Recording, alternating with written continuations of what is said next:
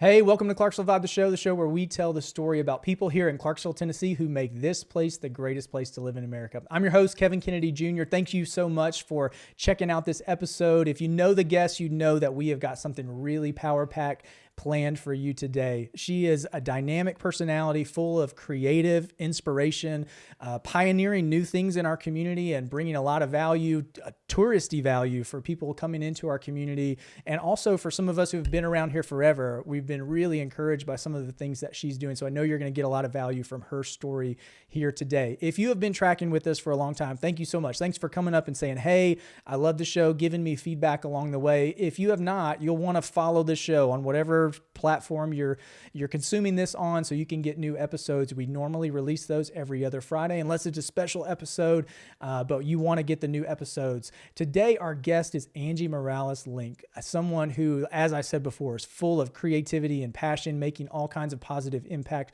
all over our community. She came here via the military, decided to stay, and with that, I'm going to jump right into her story. So Angie, hey, thanks so much for making it on the show with us. Oh, thank you so much for having me. Yeah, it's really exciting today.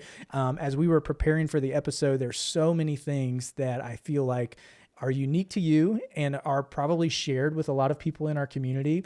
But some of the things that you're doing are really exciting to me as a lifelong resident and seeing someone who came to Clarksville and just started making real investment, real sacrificial investment, and doing something brand new. So off the top, you are in the real estate industry. You're a realtor here in town. But one of the fun things you also do is you manage and own some short-term rentals and some different things, and you express your creativity through there.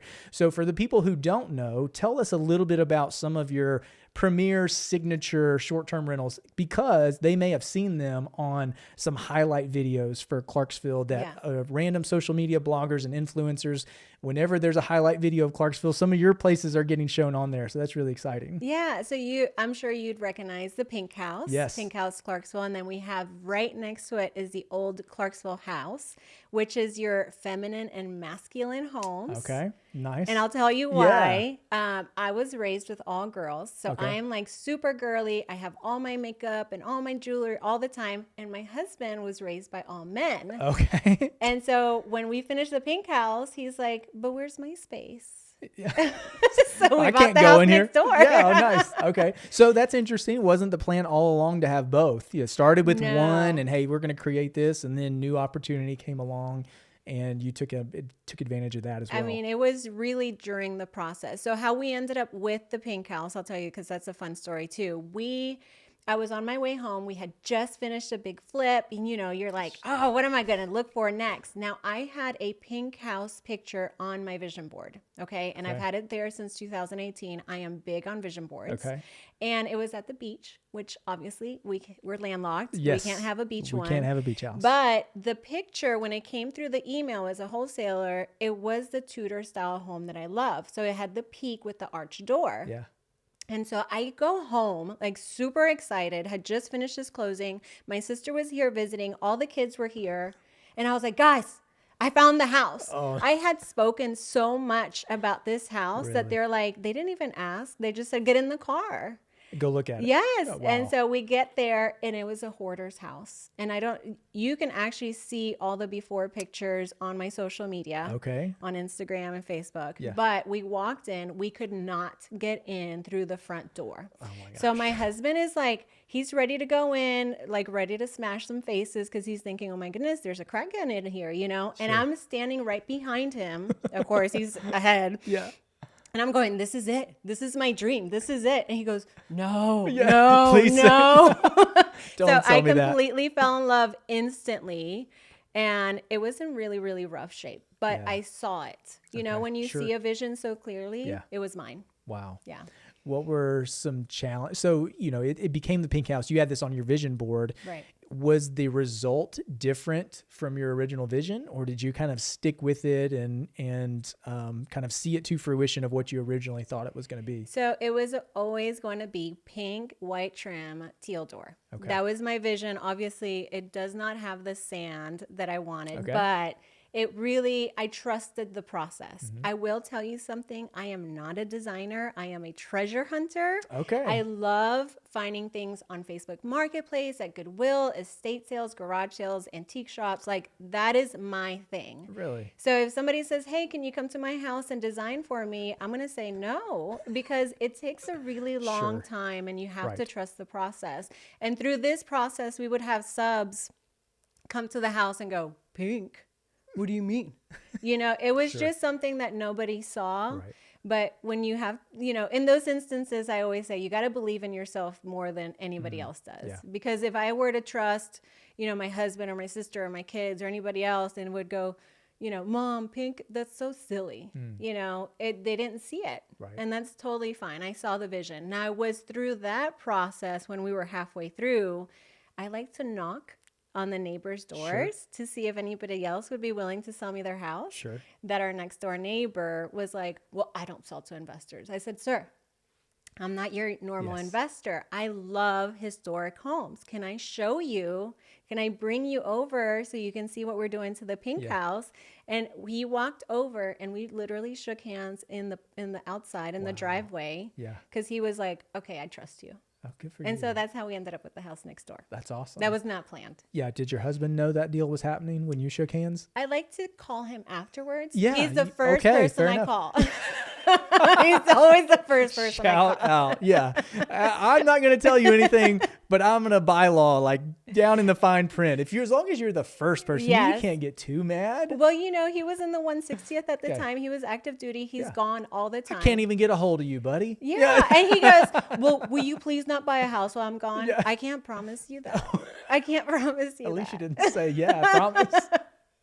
That's awesome. But yeah, But next door, that's very cool. So was he involved in the vision of the second house, the more masculine house? Yes, that is completely him. And I'll tell you why. So it is called the Old Clarksville House. It's a Prohibition era inspired speakeasy. Okay. He had just retired after 20 years. Okay. So I purchased the house October 2020.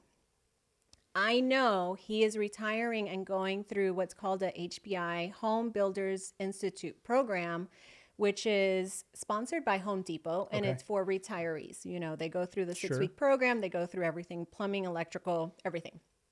Okay.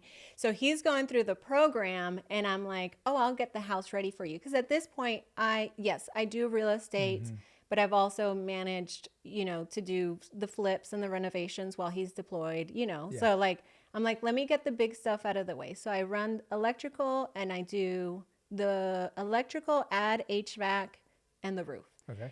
And so that way, come August 2021, I hand it over to him. I go, this is your first project. Wow. And so he got to do everything in the house. That's cool. Yeah. Yeah. That's exciting. I didn't know those programs necessarily existed, but I'm glad that they're, providing real value for people to, transition out as active duty and then, get some skills that maybe they hadn't acquired yet at that point and then put them straight to work. I mean, these guys, I feel for them because for 20 years, they're doing this military thing and to try to figure out what their passion is outside of the military. We did bump heads, and that's why our company is called Alpha Link Homes, because we got 2 alphas. And so it was a lot of bumping heads this first project together because he was boss. He retired and he was boss. And then when he retired, he was not. No, you're my equal on a good day, It was just a different process for us. So, I mean, it tested us in our relationship and our working relationship. Yeah. And so that's where the Alpha Link Homes comes from. Okay, very cool. That's awesome. So tell me a little bit, obviously these have been really successful, have gained a lot of traction in terms of attention, right? Are most of the people who use the house, are they coming in from out of town, staying for a short term? Is it a week or more? What do you find to be who's using it? Okay, so we have a complete combination of people that are exploring our homes. Okay. We do have a lot of Clarksville people using the properties for events. Oh, so nice. They're also event venues. And because they're right next to each other, you also can do micro weddings and rent both of the properties, use the backyards, have your family stay. They each sleep 6. Okay. So they can have a 12 total. Yeah. It's super cool, right? Yeah. So we have a lot of bridal showers, bachelorette, bachelor parties. baby showers, 16th birthday, 13th. Wow. I mean, anything that you can imagine, because the space is already decorated. Yeah. It's super cozy. It has a big backyard to enjoy. We have, now you pay for extra for the tables and chairs, but you have that outside space that you can host an event at. So we have a lot of that. But surprisingly, the OC house has not gained as much traction as the pink house. And I have a theory. You can confirm as a male. Fair enough. I don't think that guys book for themselves to like go hang out with buddies. I can't tell you the last time that's happened for me. And women do that all the time. Yeah. Like, I just got a text from my neighbor, like, hey, I want to have a mom's night. Can you book me for whatever? We'll say this. If you're listening and you're a male, let's put the science experiment to the test. Yes. Pitch it to your spouse, significant other, wife, saying, hey, we're going to do something in town overnight. We're going to book it. Let's go for it. And look up the OC house. Yes. And look. And they can find it on regular on Instagram, platforms or whatever. Facebook. Yes, gotcha. Listen, we're going to do something to tempt you even more. Okay. We're going to add a poker table upstairs. Okay. And a projector screen. So the next time there's a UFC fight, you get your buddies over there. Bam. You know what I'm saying? Yeah. See, we won't cause any noise in the house. We're going to go somewhere else. It's perfect. It's a good theory, and maybe somebody will take this encouragement from us today and go ahead and pitch it, make it happen. Look, the house has a secret bar. Like, you have to actually find the bar. Yes. It's really, really cool. Very cool. And it's sexy too. I mean, even for a date, we had our first day was actually a proposal. Isn't that so sweet? Yeah. And so, like, it's just a really, really fun. Plus, I will tell you, for the pink house, I shopped for about 6 months, but for the OC house, I shopped for a whole year. Oh, wow. And so every step you take is like a museum. Yeah. And there is a large 3x4 foot piece that is painted by, I commissioned Aaron Wardell, which is a high school Rossview art teacher. Okay. And so we have local artists things in that house. Awesome and also, you remember Pedagog's? I think Pedagog's is still open. Well, I do remember the store being mentioned. Yeah. I don't know that I was ever a customer there necessarily, but I do know the family name. It's so cool. Yes. And so they had this large painting of these guys on a boat. And you know what Erin Wardell did? She painted what do you call the 3-headed dragon? I don't know. There is a mythical name for that, and I always forget. But it's a 3-headed dragon. But the way she does and matches the texture and the paint, it's like that was always there. Oh, wow. And so like cool. To bring those local artists and to bring those local vintage shops to life that you go, oh, I got this here, and I got this there, and I got this there. I mean, it's just so fun. Yes. And there's even a taxidermy squirrel with a cowboy hat. I mean, you gotta go. You gotta go at least check it out. Yeah, you gotta book that thing. That's awesome.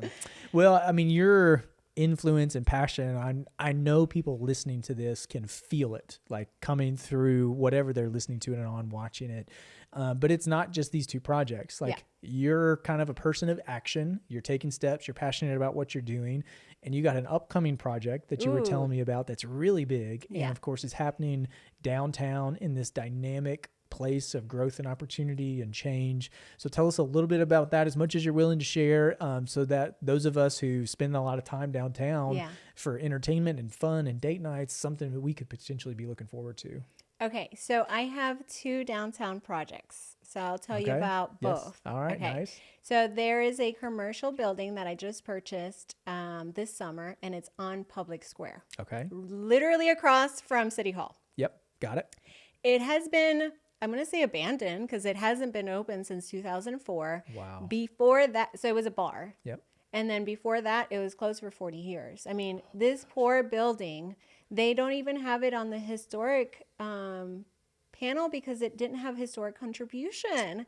So I'm fighting with the National Historic Board to put it on, saying, hey, that's what I'm here to do, to create some historic contribution for this poor building. Yeah. I mean, you know, that's been around forever. It's been around forever, but it's just there. Like plain Jane, and she needs to dress up and come to the party. Come on. So it's 3 buildings, and they're not connected. I mean, the walls are on there, but I got the middle building. So it's the biggest of the buildings. Yeah. And I'm so grateful for that. So incredibly grateful for that opportunity. But in that, we're also going to create just a brand new front elevation where it feels very historic.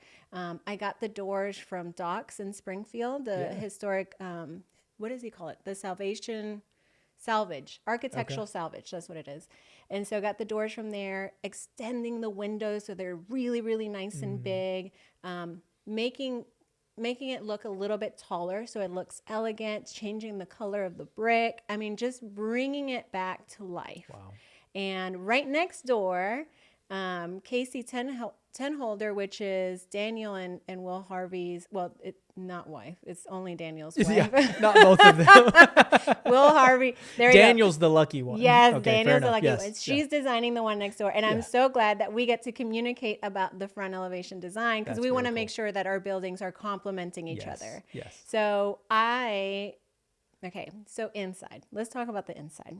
I would love to bring some magic downtown. Yeah. It's already coming, so you can just add to it. Yes. So I have an idea that I feel like downtown needs a breakfast restaurant. Yeah, it does. Do you feel that? Absolutely. Except I don't want to run the restaurant. No. So. Yeah, exactly. Right? So I really am looking for a tenant that's willing to do the kitchen build out and do that breakfast restaurant in a very elegant way to where my vision matches that. Yeah. Well, I mean, think of the opportunity down there because right now there is no full service restaurant early, right? But all of these events that are coming, the hotel renovation's happening right next to it. You're getting a lot of short-term rental investment. You're getting, new opportunities to stay overnight, both for people in town and coming from out of town for these new events.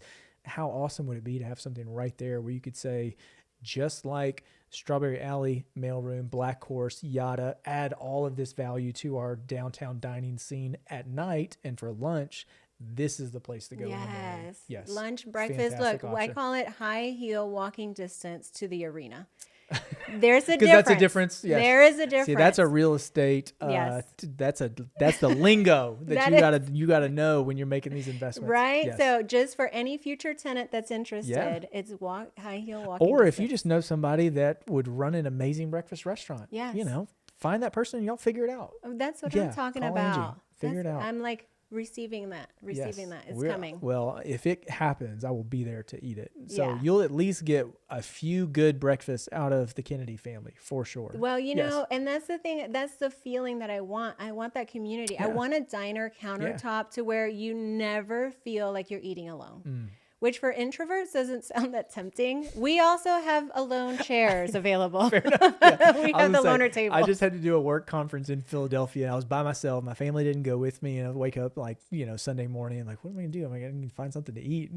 Go and sit at a diner style place there. The food was incredible, but didn't talk to anybody. Just talked to my server. It was good. But as an introvert, I can handle that. But the coffee, yes, it was nice. I enjoyed it. I wish that we had something like that. I also wish that we had something that was maybe that really good feel where you could take your kids and really start those Saturday morning traditions, weekend stuff breakfast, farmer's market, farmer's market breakfast. Yeah. And then I was also thinking that we can have little crepe stands outside. So if you don't want to get inside to eat, you can get your little Nutella crepe outside. Are you envisioning this? I am actually just inspired by your creativity because I struggle with it in my own brain. And so you're invited in here.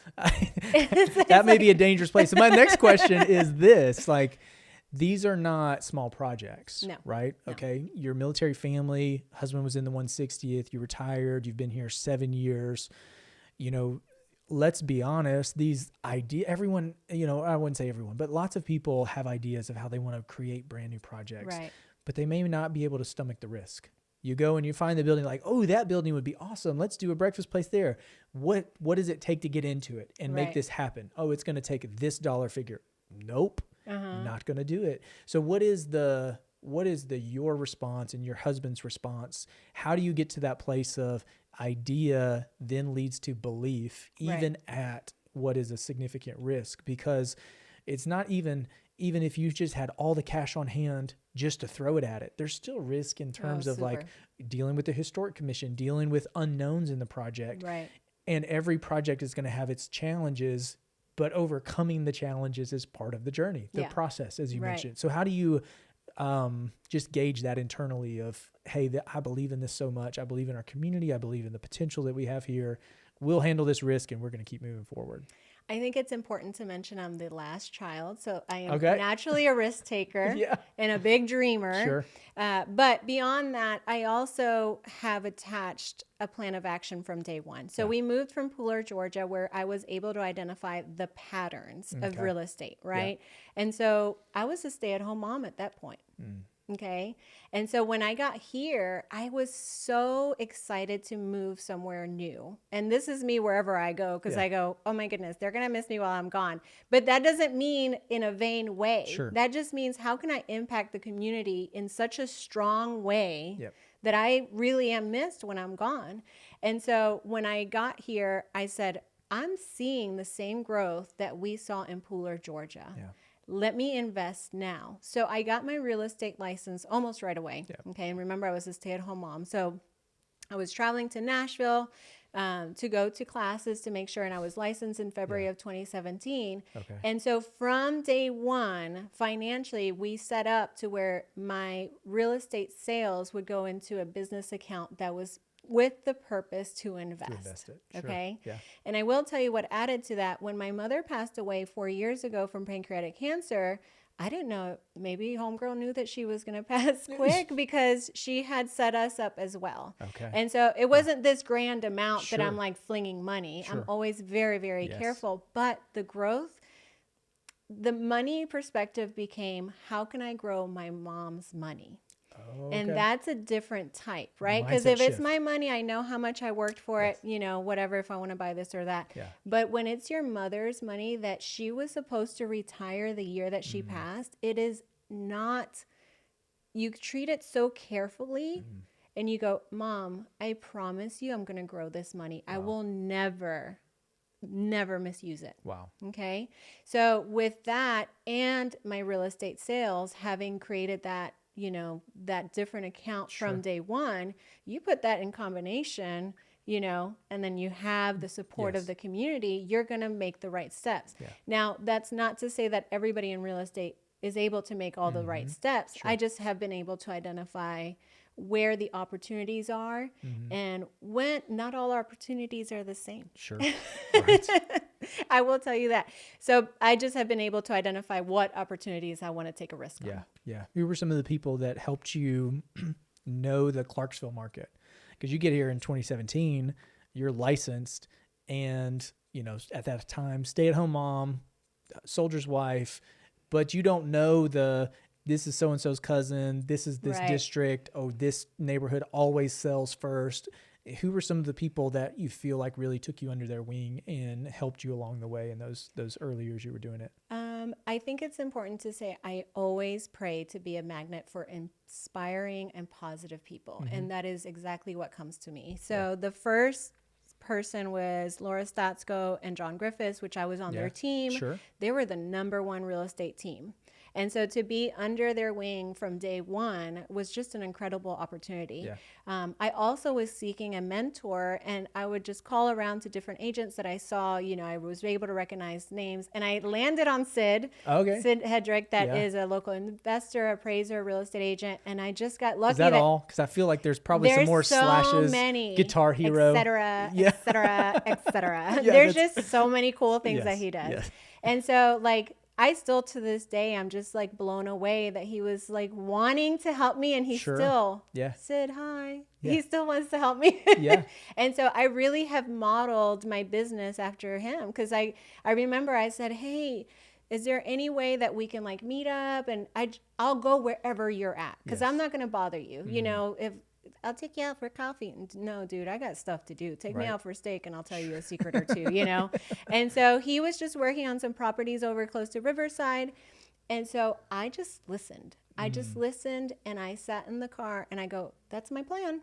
Yep. So whatever it was that he did. And then kind of along the way, now we talk a little bit more often, but in the beginning it was every couple of months that I would go, hey, how many projects do you do at a time? Yeah. Hey, you know, so it was this learning tools that I just used well. That's all. Because there's a lot of times that we sit in a class, but we don't implement, we don't take action, right? How many self-development books have you read that you go, dang, that was a good book. Yep. And then that's it. But if you are able to take away 10%, just a 10% improvement from everything that you listen to, bro, you'd be in a good spot, you're right? In a great spot. And so I have that in me. Yeah, that's great. Well, it's good to hear that people in the community are willing to invest, because I don't know that that's true of every community. Yeah. And I think, someone like Sid, who's been around here forever, is probably a lifelong Clarksvillian. I don't know his full story, but still someone who's relatively new to the area, wanting to mentor them. Right. And ultimately what came out of that was things like the Pink House and, the OC House and your projects that are going downtown. Without those discipleship moments in your process, I don't know that your journey would have lasted exactly the same. You're obviously extremely talented, and I'm not saying Sid is the one who made those things happen at all, but Sid's willingness to say, just come watch, come listen, and then I'm going to catapult you on your own journey. Right. And obviously, like, his investment has something to do with your success. And so really grateful that people like him, and I hear that in lots of industries. My dad's an attorney and tells me about how attorneys, when he first got out, was really helped mentor him, and he's had the chance to then mentor others. I've had some great dentists who have mentored me, and there are some where I will text and say, how do you do this, how do you do this, and they're very willing to help. And I've just now hitting that season, I've been out 10 or 12 years now where I have the younger dentists who are asking me questions, and obviously I'm an open book. Yes, let's figure it out, because odds are you're going to treat someone I went to high school with, someone who I played baseball with, or someone who is a family member of mine. Yeah. And if I can make you better, it helps our entire community. Exactly. And it just is like the circle of life. Yeah. I like that. Yeah, for sure. That's really good. So tell us, you're talking a little bit in the prep guide that we sent about manifesting. So I know this is something that came up 2 or 3 times, right? I don't know anything about it. Okay. So I'm going to just throw it out there in a softball toss for those of us who have heard the phrase before, heard some terminology before of like, hey, we're going to, kind of have the confidence to speak some things into existence, and we're going to use positive energy to, help attract people to us that can really add value to our life or whatever. But how have you found that to be true and influential in your life?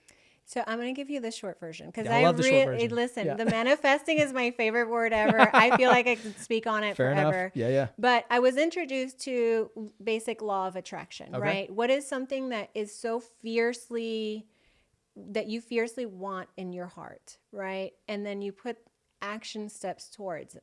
And then you have this mental state to where you really are concentrating on, right? Because what you focus on expands. And so when you have a clear definition of a goal, because I break it down into my sales goals, I break it down into renovations, short-term rentals. I mean, I have some fierce goals, but that also applies to family, friends, relationships. One of my goals was to go to Puerto Rico with my sisters. We just achieved that last week, it's just a really clear mental state of what you want. And just adding, not just that clarity of putting it on a board or, some kind of visual stimulation to stimulate your mind and remind you. Because when I wake up in the morning and I put my feet down, I know what steps I'm taking next. Wow. Sure. Right. And so there has to be something along that, which is that fierce faithfulness that it will happen. Believing it before you see it. Okay. Yeah. Believing it can before actually you happen. see So it. you're writing something down in 2018, you write down Pink House. Yes. And it's like you're believing that is going to happen. You know what I used to tell my kids? I said, when people come to Clarksville, people will come here to Dunbar Cave, Black Horse, and to see the Pink House. And that is how much belief I had in it. Yeah. And they go, okay, mom. Sure, sounds great. Yeah. And does it have to be pink? Yeah, exactly. And so like now when they see it, because they see all the, where I put my vision board, I put that in the notes. I put that right on top of my toilet because every day I see it clearly and I'm able to focus on it. How often are you making edits to it? I do like twice a year. Okay. So I just made an edit because I do put silly stuff on there almost to test the universe. Like I'm going to put these really random chairs in here, and then I find them on Facebook Marketplace. I'm like, okay, it's real. And then I'll take them off, but it's just something so fun for me at this point because I've been doing it for 10 years. I've been reading manifesting books and self-development books since I was 18. At 41 now, it's just like part of who I am. Sure. Right. Yeah. That's really exciting. Well, one of you previewed a little bit in the prep guide, but something that's coming up that's exciting is a new project. Not only the downtown commercial projects, you got a new short-term rental project, and I can see your face light up. If you are not watching YouTube right now, she's got jazz hands and the shoulders are shaking. This is really exciting to her. Storybook Cottage. So from the, as the movie previews would be, from the creator of Gladiator and Braveheart, so from the creator of the Pink House and the Old Clarksville House, now we have Storybook Cottage. So tell us about that. Well, you got to do the motto line too. What is that? Where you are the main character. Where?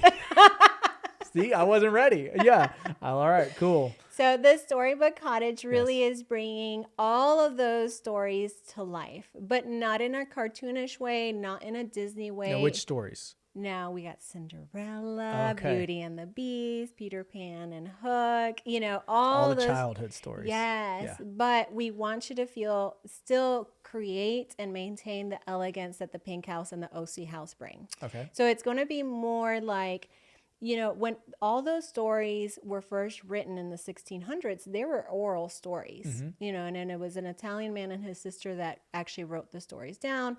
And so not all of them. Actually, Puss in Boots was one on that original list, by the way. Who knew, right? Yeah. So we took some of those elements to bring them to life. And it was an all-brick Tudor home. I love the location. It has sidewalks that take you all the way to downtown. We've added parking, which is an issue for the Pink House and the OC House. And so we really want to make this space a space that people can go and enjoy, not just for overnight stays, but for events. Okay. Yeah, that's exciting. And so it sounds like the location has been set. Yes. It's in progress. Can we expect it completion time date, or these things don't have a... So I am my own GC on this project. Ah, nice. So we'll get the GC answer later. Yes. I will tell you, I got to do a shout out for my two GCs, my husband, Keith Link, and then Sandy Smith is my other GC, and he does an amazing job. He is from here as well. So he's the one that did the Pink House, the renovations on the Pink House. Yeah, nice. And so he's helped me with a lot of projects. What are some of the biggest challenges that you come into from a GC perspective that maybe come out of the blue, unknown, or have you done enough of them now that you kind of know what to expect? So you always want to add, that 10 to 15% on your budget. That's something that you learn with time. You just do it. And then not lowering, but really just dropping that expectation on time, because, I'll close on a house September 13th. I'll go, it'll be ready by December 13th. Yep. It's just not going to happen. Yeah. So I wish I can give you a better timeline for the Storybook Cottage. I just went there today. We have somebody working on the bathrooms, but hopefully by January 2024. Oh, yeah, cool. Yeah, that'd be fun. Yeah. New Year will be here in no time. Well, that's really exciting. So to kind of round third and head home as we're starting to close out the episode, you're obviously at the table of people who are creating change and making Clarksville new. But, as you're an influencer of the community, you're also impacting people who are lifelong Clarksvillians who may not really understand the positivity that is snowballing, and it's getting bigger and bigger. Yeah.